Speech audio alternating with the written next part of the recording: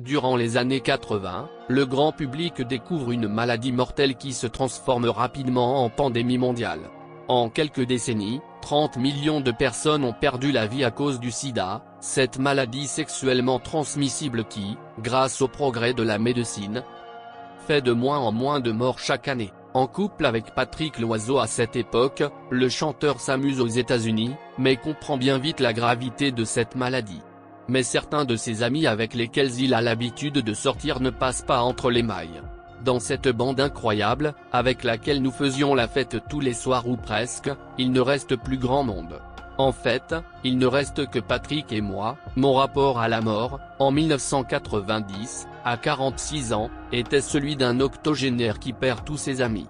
La mort est arrivée beaucoup trop tôt dans ma vie, j'en ai vu, des hôpitaux, des couloirs javelisés, des êtres décharnés, des ombres et des morts. Point difficile pour lui de ne pas songer à ces années quand il a son accident domestique et qu'il frôle la mort. Il fait ce parallèle face à Laurent Ruquier et Léa Salamé dans On est en direct. J'ai failli mourir et c'est vrai que ce n'est pas la première fois que j'ai eu affaire à la mort parce que malheureusement j'ai perdu beaucoup d'amis à cause du sida. Je m'étais dit que ça ne me faisait pas peur, et c'est vrai que je n'ai pas eu peur car je ne me souviens strictement de rien.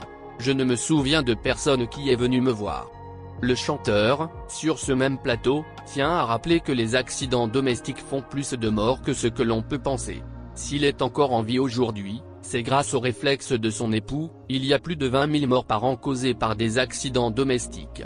Et mon compagnon a téléphoné au secours pour leur dire de venir tout de suite car il ne pensait pas que j'allais durer. S'il est heureusement encore en vie, il garde des séquelles de sa lourde chute. Je ne me souviens de rien, donc je ne suis même pas malheureux, mais je le suis juste pour un truc tout bête. Comme les gens qui ont eu le sida, je n'ai ni goût, ni odorat, et à mon âge la bouffe fait quand même partie des moments les plus importants de la vie. En revanche l'équilibre ça commençait à aller mieux, je suis prêt pour faire de la scène. Pendant un temps, Dave cache son orientation sexuelle car celle-ci ne fait pas vendre. C'est du moins ce qu'il indique, lui qui est alors adulé par des milliers de jeunes femmes qui rêvent de lui comme de leur futur époux. Mais finalement, il décide de ne plus se cacher, contrairement à d'autres chanteurs qui attendent des années avant de faire leur coming out. Avoir Patrick Loiseau à la une d'un journal, ce n'était pas commercial. C'est pour ça qu'on ne le faisait pas pour le respect de notre vie privée. Moi, je n'ai jamais rien caché, a-t-il annoncé avec beaucoup de sincérité. Il ne tenait d'ailleurs pas à se marier, ce qu'il a finalement fait en 2019. Mais pourquoi a-t-il changé d'avis? On ne voulait pas se marier, mais notre ami Marc-Olivier Fogiel nous l'a conseillé pour des raisons administratives. Il y a plus que de l'amour dans ce couple puisqu'il y a également une réelle entente professionnelle, comme l'explique Dave dans Télématin.